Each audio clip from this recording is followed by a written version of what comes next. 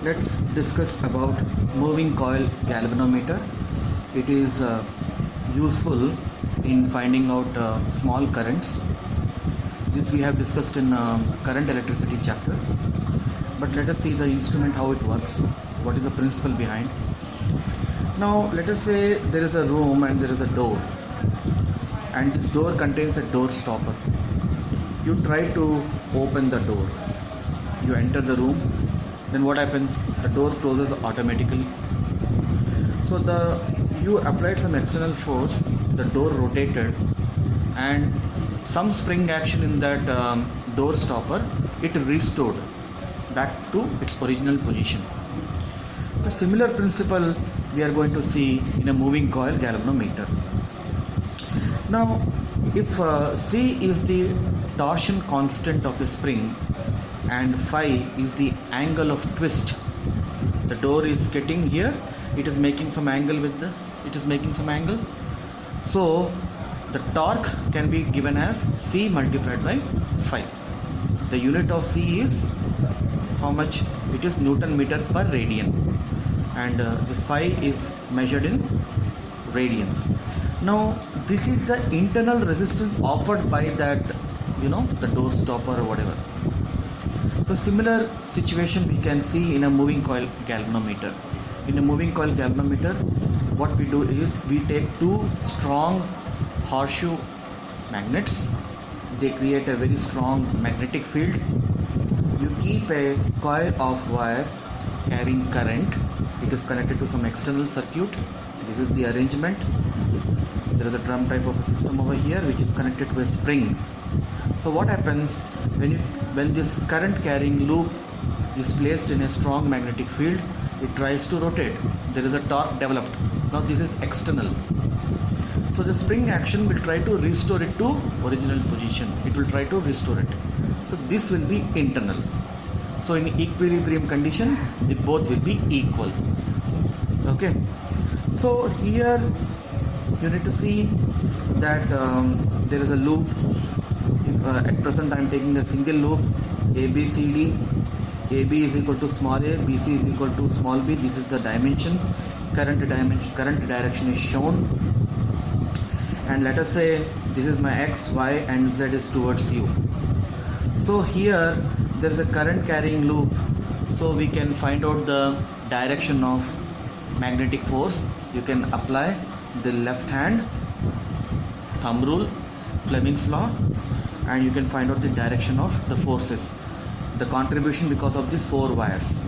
You can see here that the magnetic field will be in this direction. So these wires BC and AD will always be parallel to that. So it is ILB sine theta. So for theta is equal to 0 and 180, there will be no magnetic force. The magnetic force will be only because of AB and CD. So if you see this from top, this will look something like this. Now this is this loop. Okay, so there will be a force created in this direction, and for this loop there will be a force created in this direction. How means you can apply the left hand rule. So suppose if I am taking now this B, magnetic field B, it is in which plane? If you see from the top, it is in this plane, XZ plane, isn't it? The lines will be you can canvas them on XZ plane. Alright, so what will be the direction of force means? If you apply the left hand thumb rule, the current direction is in the upward direction. This B is towards right. So if you see like this is the current direction, this is the B direction. So this will be my F direction. So this is that F direction. So for here the current is reverse. When the current is reverse, it will look something like this. You see here, this is the I direction. I am talking about this CD. This is the I direction. This is as usual the B direction, and this F direction, this is the finger which is pointing towards U. So it will be in this direction. Now you have a situation where there is a coil and there are equal and opposite forces applied. So So obviously they will try to rotate the coil because there is a torque developed. Now what is torque here? First we need to find the force. Force will be I into L into B. If I am finding for this particular wire, I need to take the length of the wire, current in the wire, and multiply with the B. So I multiplied by L multiplied by B for this particular wire. Now here you see this length is small a, and what will be the total current if I put n loops, n turns are there, it will be n into I. And here I have taken single turn, so it will have if 10 amps current is there, only 10 will be there.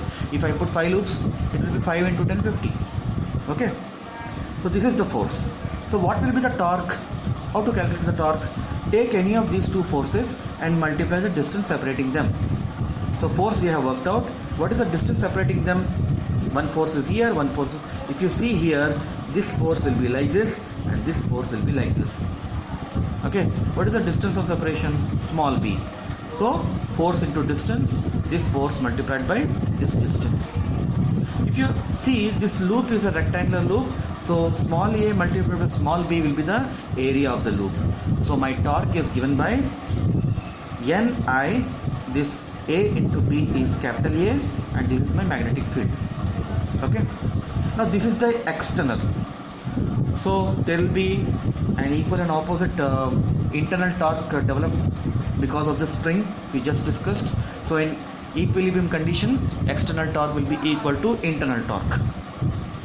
So we can write NIAB is equal to C phi.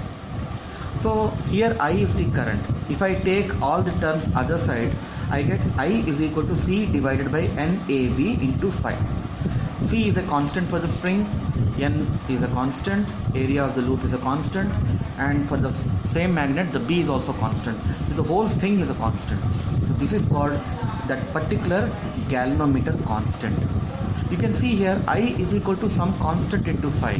That means I is proportional to phi. Okay, so if I am, let us say I am doubling the current, this deflection also should be double. If I am 3 times current, then this should be 3 times the deflection.